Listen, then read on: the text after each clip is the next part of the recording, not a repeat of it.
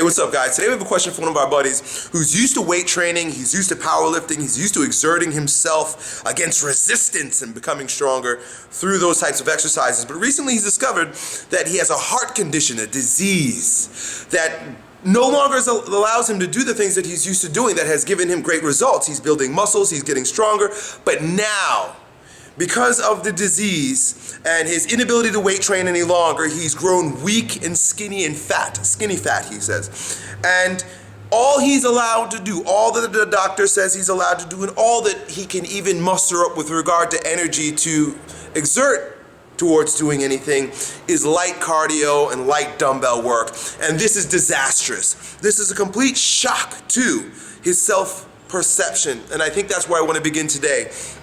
Because one of the biggest, most difficult challenges to get through is to have known a version of yourself, have come to appreciate a version of yourself, and the world recognize a version of yourself, but disillusion sets in, especially when it's traumatic, especially when you haven't chosen it. And that version of yourself is just ripped away from you, dissolves, and a new, unfamiliar version of yourself emerges. And it's none of your fault. You're going about your life doing the things that you do, getting great results, enjoying yourself, and people are enjoying you, and boom! Your whole world is turned upside down and you're left with this. You look in the mirror and you don't even know who you're looking at. Challenging place to be. You see, oftentimes I talk about personal growth and taking an active participation in who you're becoming and being aware of who you want to become. But you, my friend, have become someone against your will. And that is an injury. Not just to your heart, not just to your body, but an injury to your ego. And I use that term ego, see, many times people use that word ego like, bleh, ego. Ego is just merely the story that we've told ourselves about who we are based on the circumstances that we find ourselves in and how people relate to us. It's as simple as that, and it's a very useful or very resourceful way to go about life. You need ego. But when there's a shock to your ego, there's a traumatic psychological shakeup that you now have to recover from. You have to rebuild your ego or rebuild the stories you tell yourself about yourself and enroll other people in brand new stories about who you are and who you've become. So the very first thing that I would invite you to consider is that the old version of you is dead. That's very difficult for a lot of people to hear, even for people who haven't had trauma, people who grow older, men who are in their 50s and 60s, and it's just like, because their penis doesn't get as stiff as it used to, I want to pull my hair out. Women, their bodies start sagging and things like that, and so they, what do I do? It's like, I can't be myself any longer. What do you mean yourself? Yourself is the saggy boobs and the limp dick now.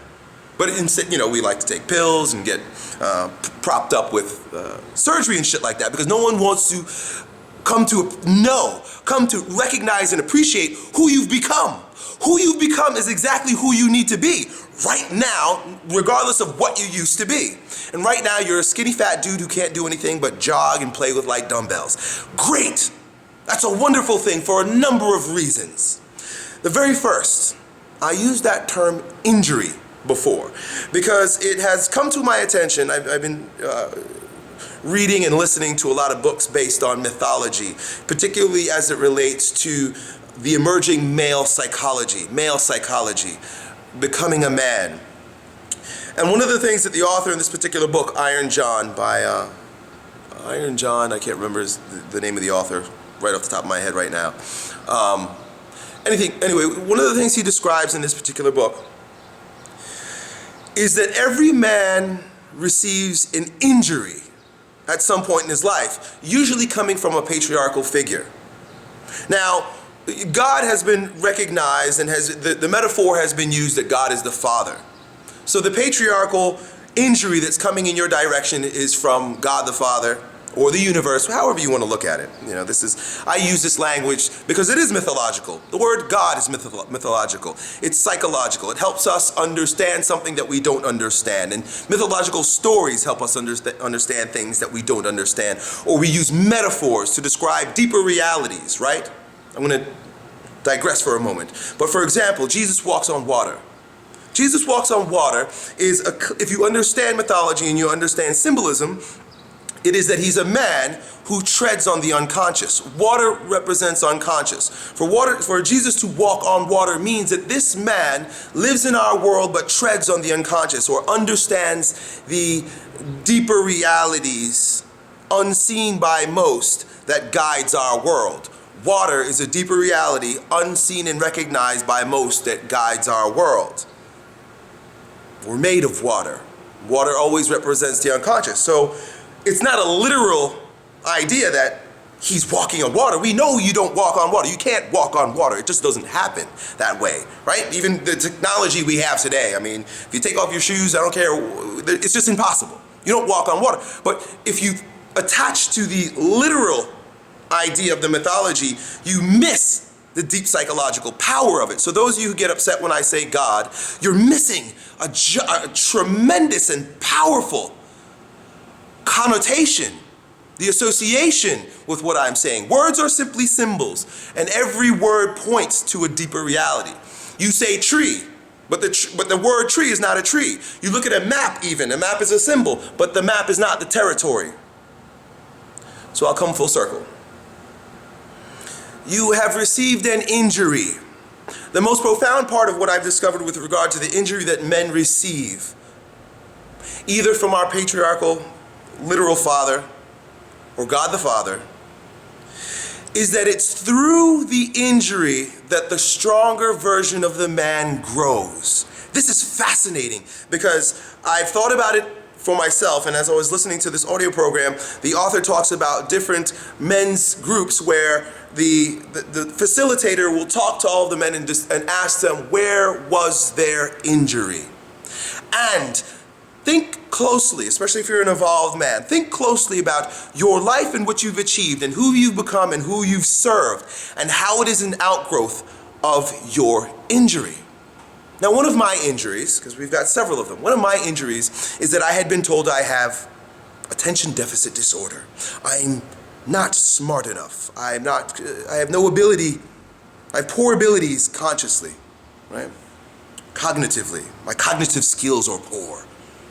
And that I have an inability to focus and concentrate, right? That's an injury to my psyche. That's an injury to my character. In the same way that your heart failure, your heart disease is an injury to your body. It's still an injury.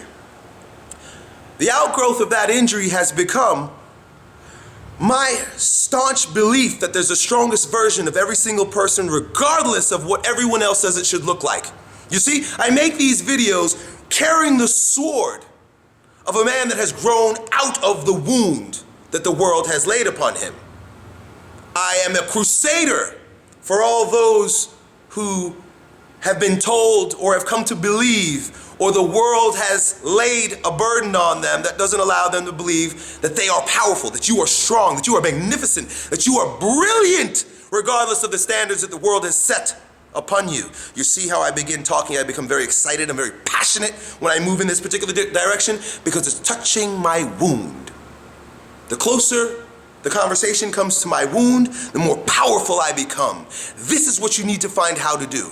You need to discover how to take those injuries that you have and make them so nourishing that growing out of it is a mighty oak tree of your service to the world. Your injury, your heart disease, your ill condition will be the reason why your legacy will be long living and powerful, my friend. But shall you see it? And that's why I make these videos also. But shall you see it? Perspective, my friend. Instead of looking at your poor, sick, fat body in the mirror now and feeling sorry for yourself, or comparing yourself to who you used to be, own the injury, recognize it for what it is, and ask yourself, how will I now bring a gift to the world through my injury? All of you watching this, consider, where have you been hurt?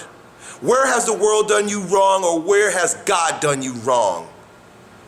Where do you feel in your body or in your psychology that you've been injured? Find that spot, look at it, because we often spend our lives ignoring the injury, pretending it's not there, suppressing it, repressing it, and it only festers and grows as a wound and never allows true growth to happen.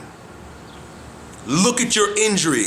Look at how your father did you wrong and left when you were just a child. Look at how your mother did you wrong and didn't stand up against your stepfather. Look at how your big brother did you wrong and beat you up so that your self-esteem is low. Look at the teachers who told you were too stupid to do the work in the classroom. Look at the sports coaches who told you that you weren't strong enough or smart enough to play this particular position. Look at the girl who you fell in love with when you were only 13 years old that broke your heart for the first time, and for the rest of your teenage days you decided you won't talk to another girl, and now you're 21 and you can't figure out how to talk to them. Everything that makes you sick will also make you a success. Done.